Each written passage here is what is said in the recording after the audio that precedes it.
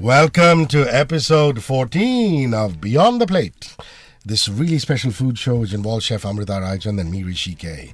And as always, I'm pleased and utterly delighted to have the vibrant, vivacious, wonderful Amrita back in the studio. How are you? Oh, thank you for that lovely compliment. I'm very well, thank you. Feeling even better now. You know, Teacher's Day is also dedicated to you because there's so many people who watch your videos, recipe videos or otherwise, and learn so much. People who watch your, not necessarily recipe or cooking videos, but even your thoughts about nutrition, and they learn so much. So you, my friend, are a teacher of food.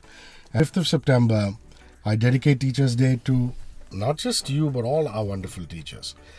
And if I'm not mistaken, it is originally a tribute to a former president of India. Thank you so much, Rishi. Getting the title of a teacher is definitely a matter of honor. And yes, at some level, you are right. And that's what makes my job that much more full of responsibility because, it's important that whatever I try and teach, people learn. So thank you once again for that day, which is really celebrated and honored. We have to, after all, honor our teachers. You're talking about me as a chef, but trust me, I've been a real teacher in a school. I've been a teacher to my child.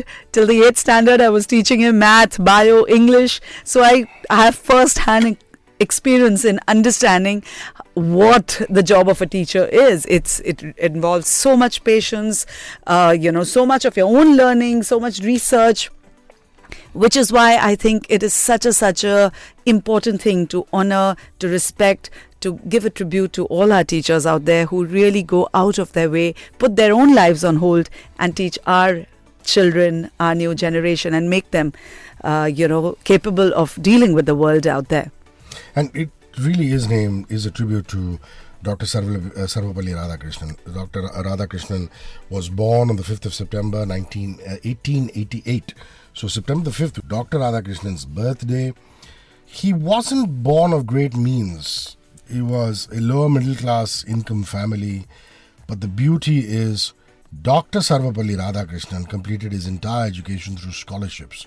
A scholar, philosopher, Bharat Ratna awardee. Then the legend continues because he eventually became the President of India. And thanks to his extraordinary contribution to the country and achievements, India has given him the honor, proclaiming his birthday as National Teachers' Day. I want to talk about the longest history of how this day teachers were lured with their favorite gift. Take a guess. Let me interrupt you here. I mean, it's normally a fruit which is associated with keeping doctors at bay. Yeah. Indeed. And apple is the name of the fruit. In fact, today, if our children had to take an apple to their teachers, I'm sure they'll get a very strange look. But believe it or not, when we were growing up in our Archie Comics day, you must have also read that apple was actually the gift that was given to teachers as a token of their appreciation. There is actually quite a bit of history regarding this. In the Apple Delights cookbook, author Karen Hood writes that during the 16th to 18th centuries, parents throughout Denmark and Sweden often gifted teachers with baskets of apples to help compensate for their poor wages. Wow. Yeah, in fact, in the Western world, before modern schools existed, teachers often lived in the house where they taught the children of the family. Clearly, their compensation was usually very, very less. In US, teachers face a similar situation. On the American frontier, think old Western movies, families were often responsible for housing and providing for teachers if they wanted their children to attend school. Now, because apples were an abundant crop, students would bring teachers baskets of apples as a form of sustenance, as a token of their appreciation. And what is also interesting to note, that schools in the West often start in September, which is the peak harvest time for many different kind of apples in the Northern Hemisphere. Interesting, no? Very interesting. These days, it's frowned down upon when you talk about polishing apples. Because we want organic apples, right? And the worse they look, the better. Because, they're straight from the field, they're plucked, they're brought. And you hear these horrific stories about people using boot polish to polish apples to make them look shiny. and get better rates for them and things like that. Now, it's thought that the tradition of bringing apples to teachers carried on even after schools were modernized. And in the 20s, apple polishing was actually used as a common slang for trying to win favors from the teachers, or how in India we use the phrase sucking up to a teacher. But that aspect, apple polishing sounds way cooler. Yeah, that does sound cooler. But going back to history, Rishi, apples continued to show up as symbols for teachers and education over the years. Bing Crosby may have even played a role in solidifying this connection between teachers and apples. Do you remember the crooners sang a hit duet in 1939 called An Apple for the Teacher? Guys, coming up at the end of the show is Ask Amrita. Ask Amrita simply means you putting your questions to her, food related, nutrition related, recipe related, and she answers all your questions. And if you want to keep it apple related today, we're very happy. 9833943943. That's our WhatsApp line. 9833943943. Put your question along with your name and we'll answer it at the end of the show. The question for all of us is, what would be a sweeter gesture? Sticking to the tradition of the apple, or giving a Hallmark card? I think I will stick to the apple gesture. I think it's so lovely. It's traditional, it's beautiful, and being a chef, it gives me an opportunity to make tons of recipes with apples. Time for the recipe of the day. And I imagine, because we talked paneer and we did a paneer recipe last week, we've talked apple. Yes. So let's do an apple recipe. Absolutely. Rishi, there are lots of recipes with apples. You must have heard of the apple pie, apple pudding. But today, apple crumble. Apple crumble. Oh my God. I have made so many crumbles. In fact, I was going to share an apple crumble recipe. But on my YouTube channel, you'll find a strawberry crumble. You'll find a mango crumble. And okay, chalo, I'll do an apple crumble also for you next time. Okay, so what do you want? The apple sandwich that I planned or apple crumble? No, let's do apple sandwich. Because the crumble is far more known. Yes. The sandwich is not. Yeah, and this is a very different take on a sandwich. It's an open sandwich and it's a sweet sandwich. Nice. So what we're going to do in this recipe, we're going to take slices of bread. I prefer healthier options of bread like multigrain or nachni bread or millet bread. So what we do is we cut it exactly in the shape of the apple slice. So you cut a slice of apple in the same diameter. Try and cut the slice of the bread. Grill it with a little bit of butter. Then grill the apple slice as well. We also use the rest of the apple and make a nice caramelized puree or, like a compote, not a puree. We make a compote. What we do is we take a pan, add a little butter, a little brown sugar, a little cinnamon, and chop up some apples and cook it till it's nice and gooey. Now what we do is we let this cool.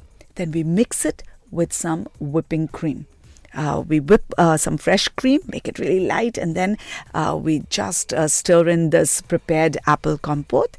Then on the grilled slice of bread, we add the slice of apple, the grilled apple, and then we top it up with this whipped cream and caramelized apple. We top it up with a little bit of toasted almonds, and it's a crunchy, sweet, open sandwich ready for you. Mouth watering.